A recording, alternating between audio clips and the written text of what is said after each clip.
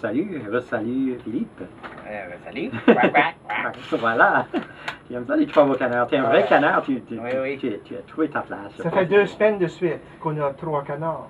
Oui, c'est vrai. Ben, on rend hommage à votre titre d'émission. Oui. Oui.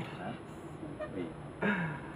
C'est ma femme c'est Colline qui a eu cette bonne idée. Elle nous écoute, c'est Colline. Elle écoute ce soir et elle a presque toujours.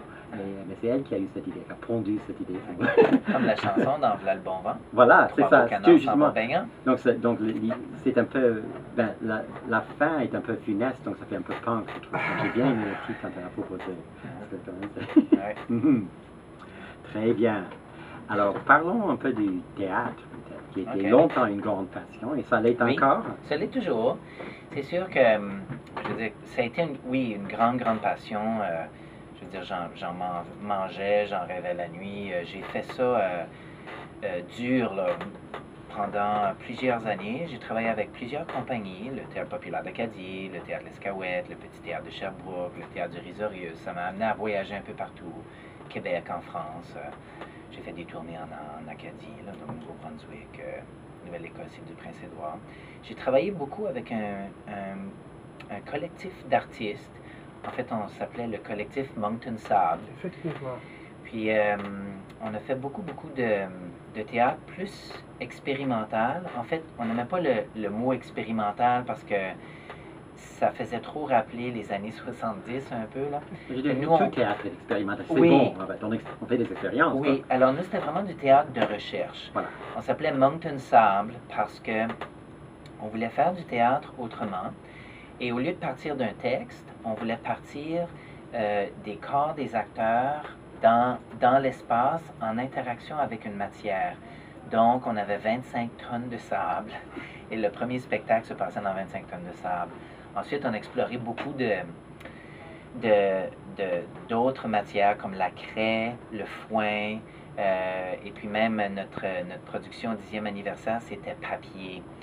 Donc, on explorait beaucoup en improvisation, souvent sans parole, plus en action physique. Et ensuite, on invitait des auteurs à venir écrire pour nous.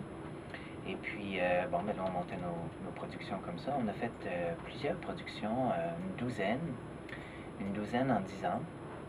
Et puis, on a des auteurs comme France Daigle, Paul Bossé. Oui, France Daigle, c'est une grande écrivaine. Moi, je considère que c'est une des grandes écrivaines francophones du Canada. Je crois aussi. Je trouve que cette trilogie, enfin, qui va devenir plus que ça, mais un jour, quand elle finira le 4e, là, mais c'est super, ouais, c'est super. Oui, et puis on a monté plusieurs de ses œuvres du début aussi en théâtre, donc sans jamais parler du vent, Histoire de la maison qui brûle, on les a transposées en théâtre. Et puis, c'est une auteure qu'on a beaucoup aimée.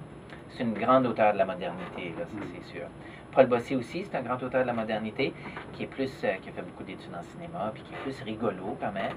On faisait de la science-fiction, puis en tout cas, ouais, et puis on a quand même travaillé avec d'autres jeunes auteurs, puis des jeunes comédiens ici, puis là, puis ouais, j'ai beaucoup travaillé en théâtre. Et puis là, maintenant, mon apport au théâtre, je vais prendre un peu une distance, un recul, là, je prends un peu un recul. C'est plus l'enseignement qui m'intéresse. Mais c'est pas nouveau l'enseignement pour toi. Non, c'est pas nouveau. J'ai quand même enseigné pendant 5 ans l'improvisation puis l'interprétation comme chargé de cours au département d'art dramatique à l'Université de Moncton. En fait, la première fois qu'ils m'ont demandé, j'avais jamais vraiment enseigné au niveau universitaire, j'étais un peu nerveux, mais j'ai vraiment découvert une passion en tant que pédagogue. J'ai découvert que j'avais des qualités de pédagogue, puis que j'aimais vraiment beaucoup ça. Puis, si les dernières années en théâtre, bien que j'ai toujours fait du jeu en tant que comédien, c'était plus la direction qui m'intéressait, la mise en scène puis la direction artistique. Je me suis un peu éloigné du théâtre, j'ai aussi travaillé sur des projets en danse, puis notamment aussi comme Les Éloises, j'ai fait la direction artistique avec Amélie Gosselin sur des éditions des Éloises, donc c'était vraiment des spectacles multidisciplinaires.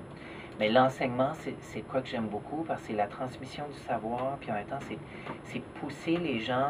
C'est un peu comme un travail de metteur en scène, dans le sens, c'est d'essayer de sortir le meilleur des gens. Mais dans ce cas-ci, c'est dans un cadre pédagogique, donc il y a la notion de transmission de connaissances aussi, et puis d'encadrement. Puis ça, j'aime beaucoup. Et puis depuis 6 ans, j'enseigne toujours à l'École des arts de la scène du Théâtre Capitole, Ah, aux adultes, aux francophones, aux anglophones. Donc j'ai des étudiants de 18 ans à 78 ans. donc les arts de la scène, est-ce que ça comprend le film ou c'est uniquement le théâtre? C'est surtout le théâtre. Ok. Il y a des différentes thématiques à chaque semestre. Le semestre dernier, c'était la tragédie. Wow. Donc c'était un peu plus difficile. Mais je viens de Si. finir un camp d'été. Je suis allé donner un atelier d'une journée. Puis c'était sur le cirque. Donc ça, c'était vraiment intéressant. C'était avec des plus jeunes.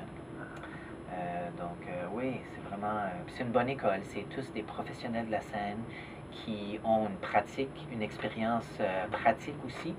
Et un background en enseignement qui enseigne à l'école. Donc c'est un enseignement... L'enseignement vers lequel tu te diriges, c'est dans les écoles, dans le public, c'est ça? Oui, en fait, là, je viens de m'inscrire mardi de cette semaine. Je suis officiellement inscrit à l'université au baccalauréat en éducation, le programme de 2 ans. Je veux aller chercher ma certification pour pouvoir enseigner dans le domaine des écoles secondaires, le secondaire. Ça fait que les gousses d'ail, c'est juste un hobby. Oui, c'est comme à temps partiel, là. Un fermier, apprenti fermier à temps partiel, mais c'est un peu mon projet de pension. Ah oui, c'est vrai. Parce qu'on sait bien, ceux qui ont travaillé dans les arts, hein, le fonds de pension n'est pas si gros que ça. Fait mon projet de cultiver la terre, c'est un peu c'est mon fonds de pension. 10 000 gousses d'ail, ça vaut un bon REER. Ben, c'est un cash crop. Est-ce que tu crains que ça te manque un peu le théâtre ou ça va te... Ben, en fait, je peux y retourner quand je veux. Ah, ok, Je donc veux ça dire, va. c'est vraiment... puis de toute façon, comme tu vois, là, je viens de... Cette année, un des professeurs, Glenn Nichols, qui vient d'être nommé au département d'art dramatique à Mount Allison, à Sackville, m'avait demandé d'écrire un article pour le Canadian Theatre Review sur, justement, Moncton Sable et notre production papier. Glenn en a fait la traduction, puis je l'ai aidé aussi avec la traduction. Donc, tu sais, j'ai toujours un pied là-dedans.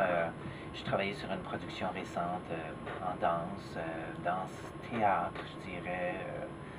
Puis là, j'ai des projets de théâtre là, qui circulent sous mes yeux, puis des offres qui sont Ah, là. donc ça C'est continue. encore présent, mais je suis pas sûr jusqu'à quel point je suis prêt à m'investir en tant qu'interprète. Pour l'instant, c'est juste un peu recul. À un moment donné, le citron, quand il est Oui. pressé trop, il y a moins de jus, hein, puis c'est un peu comme ça que je me sens au niveau de l'interprète. Mais La d'après- gousse d'ail aussi. Oui, la gousse d'ail aussi.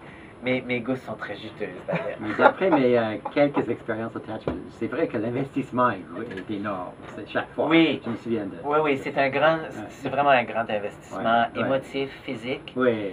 Moi, je suis un comédien très physique. Pour ceux qui m'ont déjà vu sur scène, je suis comme très physique. Puis je suis quelqu'un qui se réchauffe beaucoup. Mhm. Physiquement, c'est vraiment une discipline pour moi, le théâtre. Donc, j'ai toujours continué à prendre des cours de placement, de danse, d'enlignement, de voix. Je suis quelqu'un qui tient cette discipline-là à cœur. Je peux pas dire que c'est vraiment que tous les collègues avec lesquels j'ai travaillé ont cette discipline-là, mais moi, j'ai une rigueur là-dedans. Ce qui fait que c'est exigeant, puis j'investis tout mon corps et âme, puis je pense que c'est pour ça que j'ai besoin de prendre un peu un recul. Mais c'est ça le métier aussi, hein. Quand on le fait, on y va jusqu'au bout, puis quand on est passionné, ben, c'est la même chose. Et des fois, ben, on déborde un peu trop d'un côté. Oui, mais on doit se ramener. c'est mieux de déborder parce que sinon on est frustré. Oui, c'est ça. Il faut connaître les excès pour savoir dire « Ah, je vais me retenir un petit peu. » C'est ça. Ouais. Il est 7h30 à Halifax. On va prendre un petit break, passer à la chanson. Et on va écouter l'accent Pramba avec Philippe et Wendell. Je m'appelle Luke Murphy et vous écoutez Trois Beaux Canards à CKDU Halifax.